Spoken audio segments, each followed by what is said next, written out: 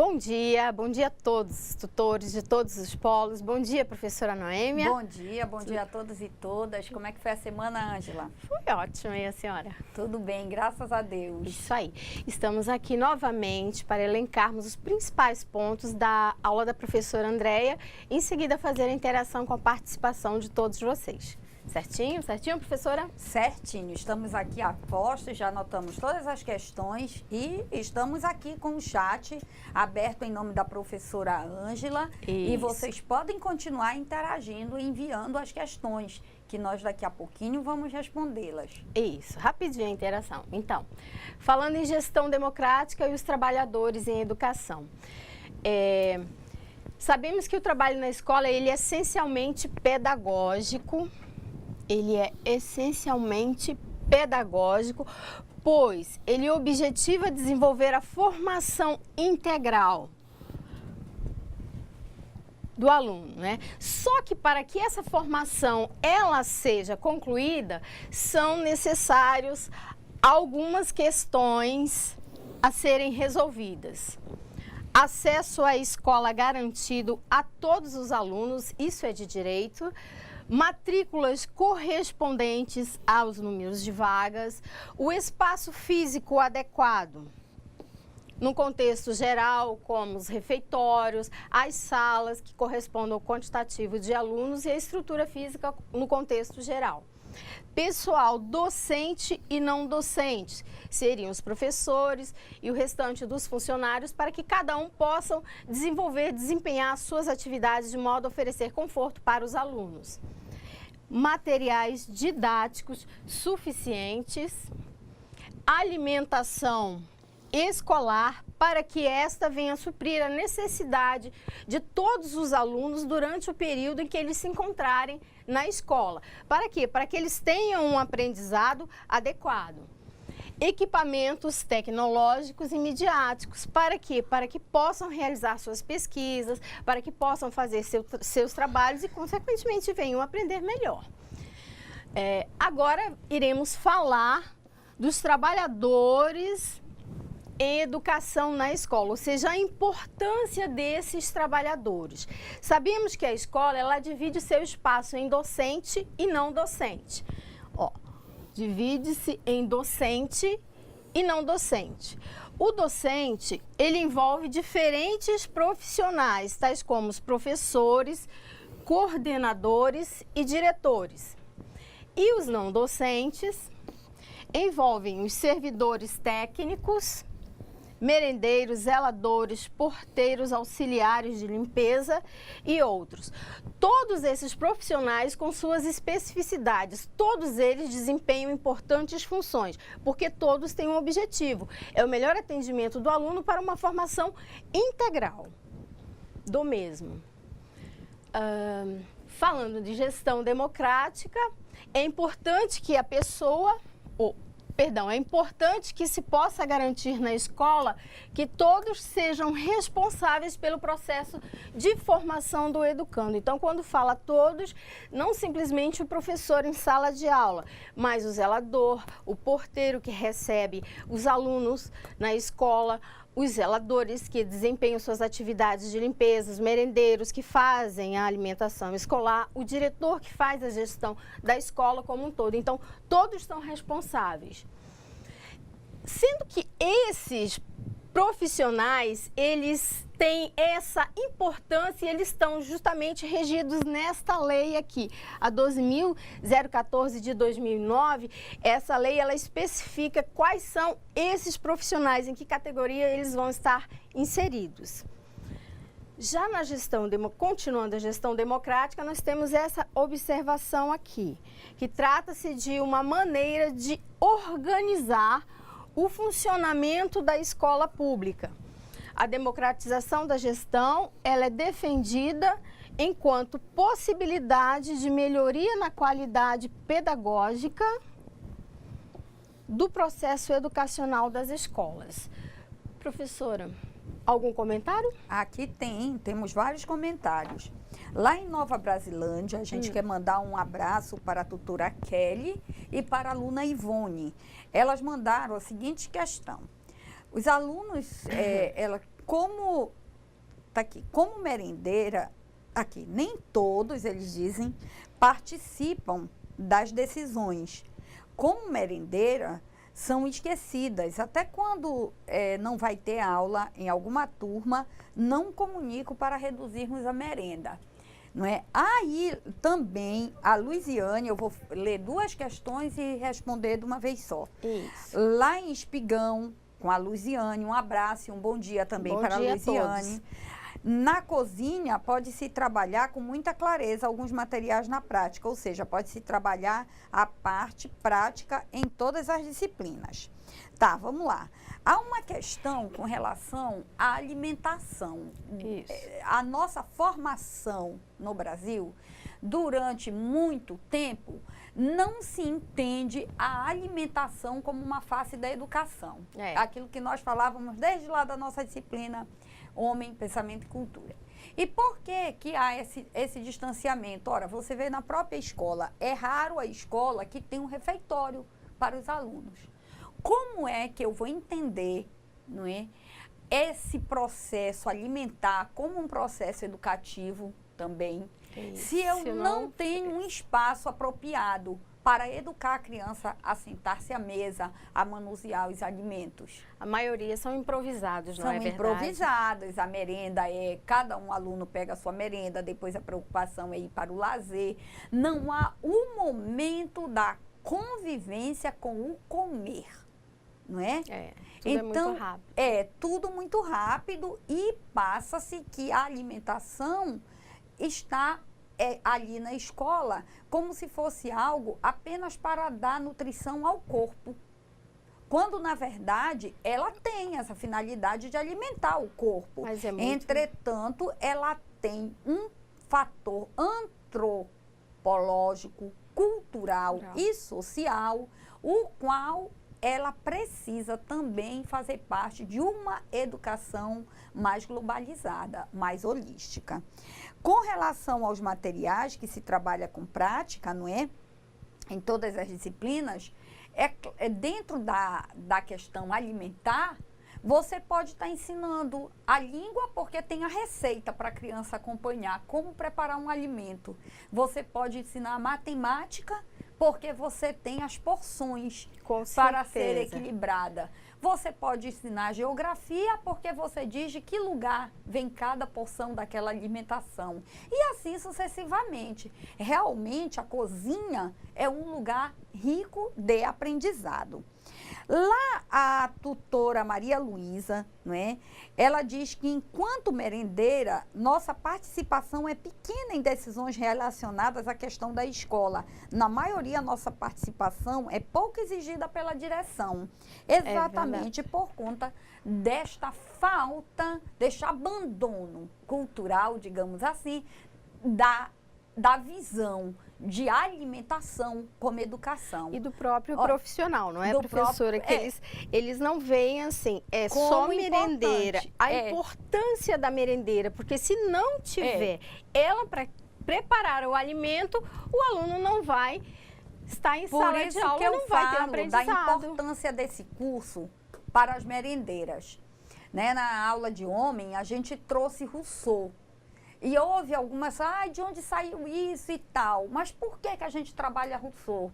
Quando você toma à mão o livro Emílio ou da educação do Rousseau, como é que começa a educação do Emílio? Na hora da amamentação. A primeira educação, ela é alimentar, não é?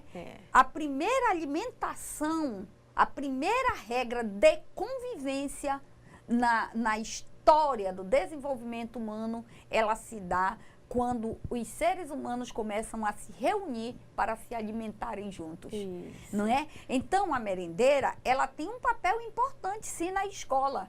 Agora, muitas vezes, a merendeira é aquela pessoa que ela se preparou para a cozinha, mas, de repente, ela não teve, talvez, o preparo pedagógico que nós falávamos em outros momentos, que é necessário a todo aquele que está tendo dentro da escola o seu espaço de trabalho. Todo profissional que está dentro da escola, inclusive o não docente, ele tem que ter sua face pedagógica estimulada. Para quê? Para que ele possa fazer da sua prática uma ferramenta de educação, que na escola, a criança, ela vê como trabalha a secretária, a merendeira, a instrutora, o porteiro. E isso tudo são espelhos, isso tudo são referenciais. Então, eu não posso abandonar uma classe do seu instrumental educacional. E muitas vezes é isso que acontece com a merendeira. Pode seguir aqui ou tem... Pode seguir. Pode seguir aqui? Então, Geralmente aqui a gente está lendo aqui, a aluna diz, Maria Luísa Ferreira Santos, né? No Polo de Porto Velho Centro, não é? Ela diz aqui, a Calilma, um abraço, Calilma. Através da sua função, a merendeira possibilita ao aluno estar bem alimentado e preparado fisiologicamente para aprender tudo o que lhe é passado na sala de aula. Exatamente Com isso. Com certeza. E aí a gente retoma Rousseau. Eu não posso exigir aprendizado em um corpo fraco. Com certeza. Para aprender, Saco para vazio não para em pé, né? Para desenvolver o racional, eu preciso ter um corpo forte. Muito bem, Calilma. É isso aí. Um abraço para você. Aqui também nós temos a Maria Luísa Ferreira Santos. Professora Noêmia, obrigada por ter lido nossa colocação. Mais uma vez agradecemos por sua brilhante... Querida, obrigada. Eu agradeço de coração o apoio que eu recebo. Vocês é que fazem com que nosso trabalho prospere. É a participação de vocês que nos estimula. Vocês só têm o melhor porque vocês querem o melhor, vocês sugam o melhor. Não é? Aqui a Valéria Inácio Martins, em Alta Floresta, um grande abraço. Ela diz, a escola não pode ver a merendeira somente como uma pessoa que prepara o alimento, mas uma pessoa que faz parte da educação alimentar plenamente, é isso mesmo. Aí aqui ela colocou as alunas, a Creuza Saraiva Guiar.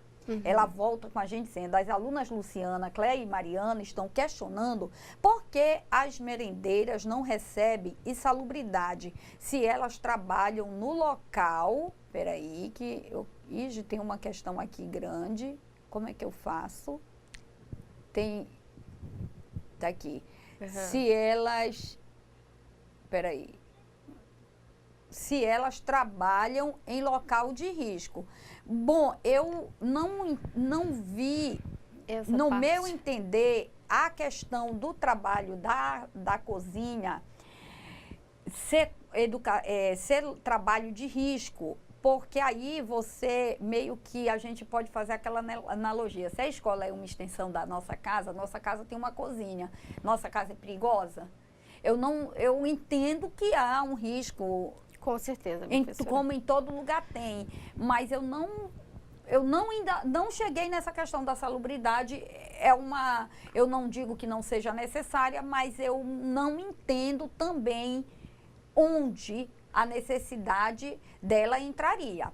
O que eu acho é que a merendeira, ela tem que se preocupar com uma formação pedagógica para que ela entenda a importância central que é a alimentação para a formação humana, e ela tem que ter o cuidado de si, a educação do cuidado de si, do cuidado com o seu corpo, do cuidado no preparo dos alimentos e com uma higiene. Uma cautela que são fundamentais. No porcionamento, não é, professora? Exatamente. Porque a questão do porcionamento, se você porciona demais, às vezes o aluno ele não está com tanta fome. Aí o que acontece? Vai haver um desperdício daquela alimentação e pode justamente faltar para o coleguinha que possivelmente queria repetir.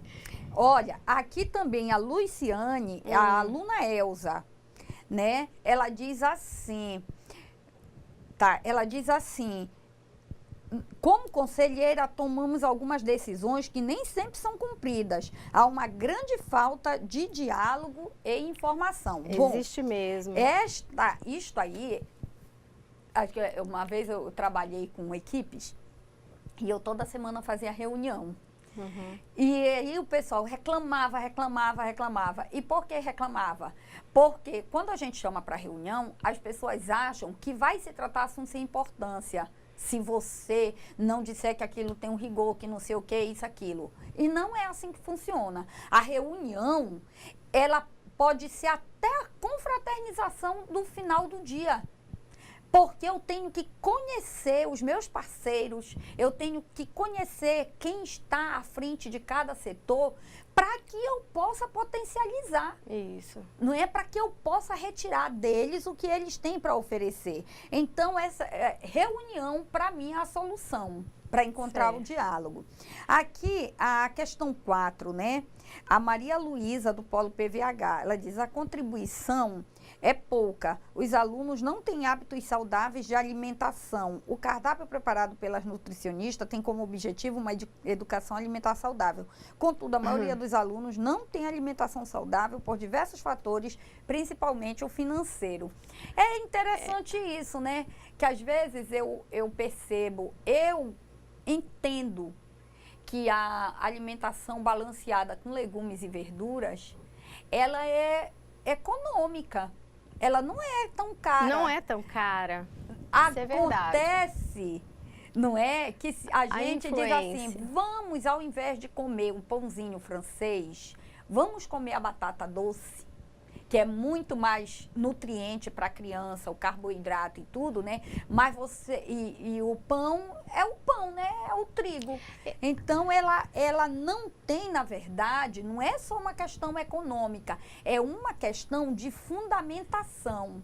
Cultural também. É, cultural. Professora. Daí o papel da escola, educar para alimentar, porque a criança teria, na real, que sair da escola com aquela ideia do que é uma alimentação saudável e colocar isso no seio familiar. É a questão da influência, não é, professora? Agora com os industrializados, aqui nossa cidade também está cheia de alimentação industrializada, isso aí não deixa de influenciar também. Então, eles preferem os mais práticos ao invés dos mais saborosos e os mais nutritivos.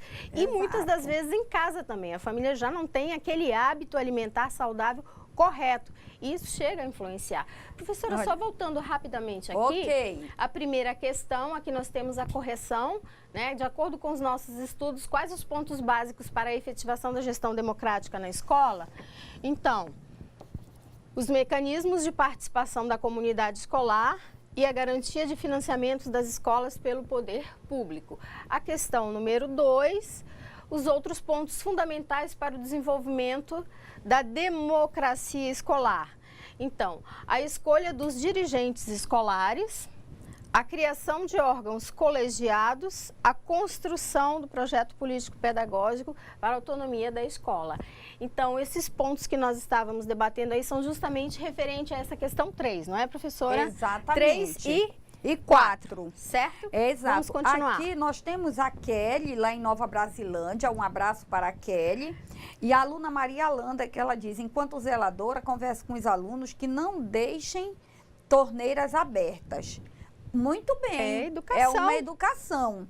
Aqui eu queria mandar um abraço para a Extrema, os alunos Cleiton, não é? Ai, tá subindo aqui. Extrema, um abraço, Cleiton, que hoje tem bastante interação, né, professora? E a tutora, deixa eu só, tô me perdendo aqui um pouquinho. E a tutora Maria das Graças, um abraço, bom dia para eles. A questão do Cleiton é interessante e ele toca num ponto da gestão, não é? Como que a sociedade entende o gestor, não é? Na verdade, a palavra gestor, ela é uma palavra nova, a palavra do século XXI, depois da LDB, né? Porque sempre você tinha o diretor da escola, não o gestor. Nessa questão de gestão democrática, ela coincide com essa abertura de planejamento escolar, que a gente precisa ter um acompanhamento. Agora, é como a gente sempre diz, é preciso uma sociedade preparada para intervir nisso. E aqui eu acho que a gente tem que educar, sempre eu falo dentro da universidade, você está terminando o seu curso superior, volte na escola onde você fez o ensino fundamental.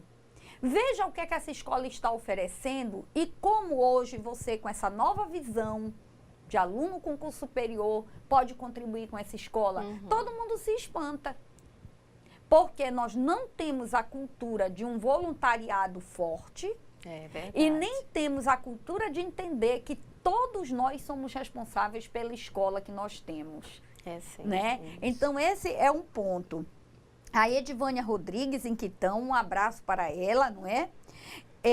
Ela diz lá em Guajará: acreditamos que um dos pontos fundamentais é o da transparência na participação. Nem todos participam ativamente das decisões, pois não são informados das decisões. Muitas vezes não é que não são informados, Edivânia, é aquilo que a gente falava.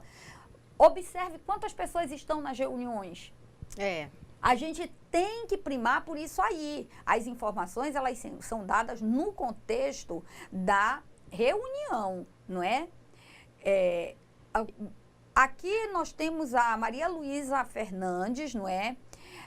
Uma questão a ser acrescentada: as merendeiras estão sujeitas a diversas doenças, como tendinite, desvio de colunas e outra, pois o número de funcionários é pouco na cozinha, uma vez que se lida com grandes quantidades de alimento, além de caldeirões pesados, água e óleo quente. Há casos de escola que possuem uma única merendeira para cozinhar para um número grande de alunos. A Eulina, um abraço, Elina, obrigada. Isso não se trata de periculosidade? Sim. Até porque existem instrumentos, né, dentro de cozinhas industriais que evitam um contato direto, e tem que haver uma norma de segurança dentro dessa escola. Os equipamentos individuais, né? Exatamente. Ali a Valéria Inácio, em Alta Floresta, a participação hoje está ocupando o lugar do que é saudável. A praticidade, está ocupando hoje o lugar do que é saudável, exato, como falou a professora Ângela. É muito mais prático comprar um fast food, né? Com certeza, um refrigerante do que fazer um suco.